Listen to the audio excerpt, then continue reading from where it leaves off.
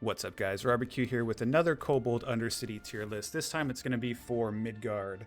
So these are going to be the good, bad, and decent classes to play for farming KU for the launch of Season 3.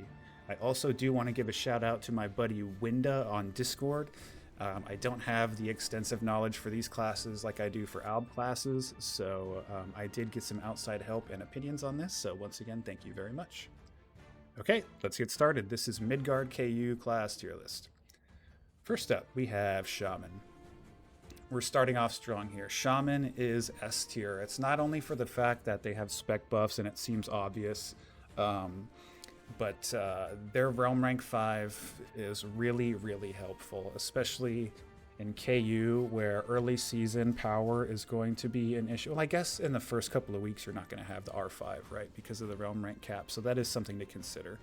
But after the Realm Rank 5, they're definitely S tier because their ability just makes it so, I think it's like, I don't know if it's perma. I always get confused between the Valk and the Shaman one. But I'll put it on the screen right here. But it's basically a power save. And with a caster comp, if you run something like triple SM, which we'll talk about a little later, you can just burn that and you never have to worry about power issues. So it's really, really solid. Plus, yeah, obviously they have the spec buffs. That's just going to take you a little farther than a healer will. Healer's still really good, but Shaman's better just for those reasons that I just listed. Okay, Thane. Thane is like kind of a toss-up here. I would probably put Thane in B tier. And I'm putting them in B tier as a caster Thane. If they were a tank, I would pretty much never ever have a I would never have a Thane tank KU. The reason is, one, they're a hybrid, so they're going to be squishy. And two, almost all Thanes spec for caster, right? So even if they did respec to like melee RAs or defensive RAs, they still don't have any block or shield in their, any shield or parry in their templates because they're running caster Thanes. So it just makes the job a lot harder. Still decent as a DPS, range DPS, but I definitely wouldn't have them main tanking. If we're talking about tank, then they're definitely low tier. Okay, Spiritmaster. This one is easy. So a Spiritmaster can pretty much do the job of a wizard and a sorcerer, both.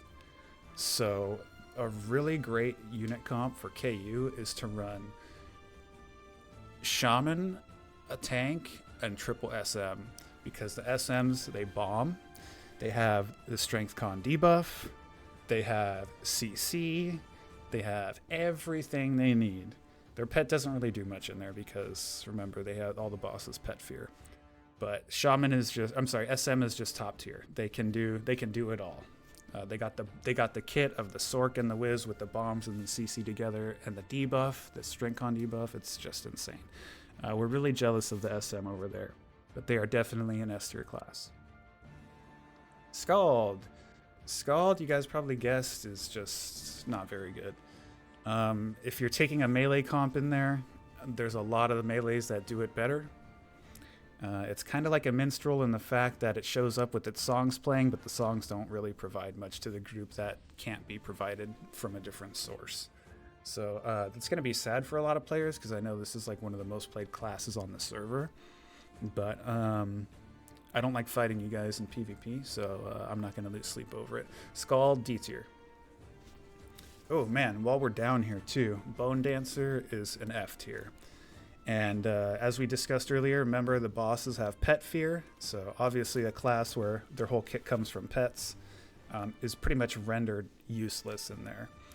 I'm sure there's some weird spec you can do to just nuke DPS, but then again, it's another role that's going to be outshined by another caster DPS, right? So yeah, if you got a BD, I know that's a pretty popular farming class, but in KU, it is not. So roll something else. Berserker is up in A. Very strong class here. Melee DPS is very strong with the Berserker. You can pop Vendo whenever you want, gives you 100% crit rate. That definitely boosts DPS. It can help you with burning ads in a panic, or it can just, help you make the run faster. Very good, very solid. Run some legendaries, follow the train, and you'll do lots and lots of DPS there. Valkyrie. Okay, so Valk is going in S tier, but it kind of has an asterisk next to it. And the reason is the Valk being S tier kind of assumes that you are going to be running a caster comp, because with those 3 classes up top, Shaman, Valk, and triple SM, you have triple bombs, strength con debuff, CC, heals, specs, and 2 realm rank 5s that basically elongate your use of power. And you're in a dungeon where power is everything, and you want to go fast so you can do the dungeon more and more. So the strength of these R5s are really crazy in that dungeon. Now, if you're not running a caster comp, Valkyrie is probably an A tier. But I'm assuming most people will be running the triple SM comp just because it's super cookie cutter and easy to do. The last boss is going to be a little tricky. They did do a nerf on the Hexa boss. You used to be able to just stand in one spot and bomb the entire time, but you can't do that anymore. So you just have to kind of adapt on that boss. But anyways, I'm getting off topic here. Valkyrie up in S tier for the fact that it has, self heals, and then the R5 just kind of pushes it over the edge.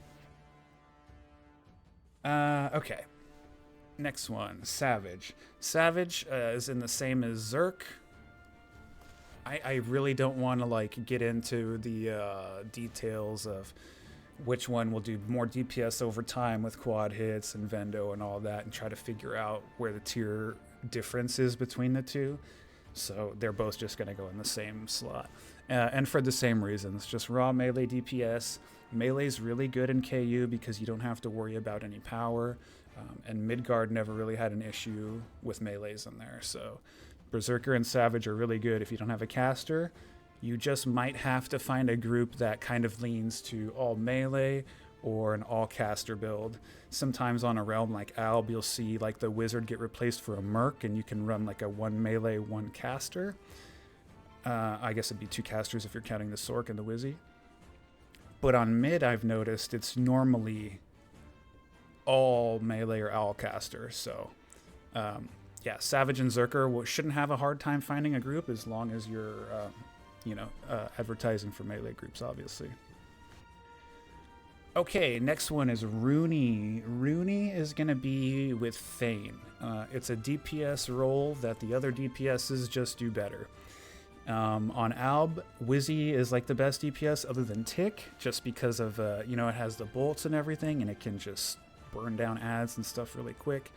Here, the Rooney has the bolts, but once again, they're just outshined by the bombs. Triple bombs stacking up on things just destroys stuff so fast. It's almost too fast, guys. The first couple mechanics on the first boss, when you're triple bombing and you've never triple bombed before, they come very fast, and you're not prepared sometimes because the damage is insane.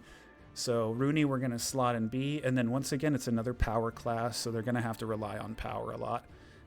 But they're going to sit in B tier pretty comfortably. Okay, Healer is going to be in A tier. Healer would just be your alternative if you don't have a Shaman. People can charge their specs. Healer can still CC. Healer has celerity for the melees if it needs to. It's got a great kit. I don't need to tell you what these classes do, but it's just outshined by the Shaman for the fact that the obvious specs, and then once again the realm rank 5 for the Shaman really helps certain group comps. Hunter is going to be in the C tier. Just pretty much another mirror of Alb. It's DPS.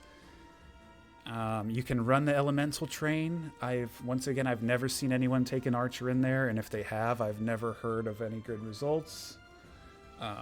But I guess you can do it. For now, we're going to put them in C tier because I don't really have a lot of data on them, but I know that they're going to be doing more DPS than a Skald and a BD.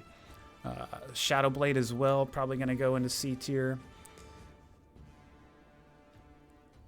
I almost wonder if it could go in B, but I think it stays in C. It's okay DPS. I've never seen a Shadowblade in there, so I don't really have an opinion on this. Once again, my friend helped me with the tier list though, so I'm not just making shit up, guys, I promise. But yeah, and you remember when the tier list also has to do with how often you're gonna get a group, right? So a Hunter and a Shadowblade are just, it's not gonna happen.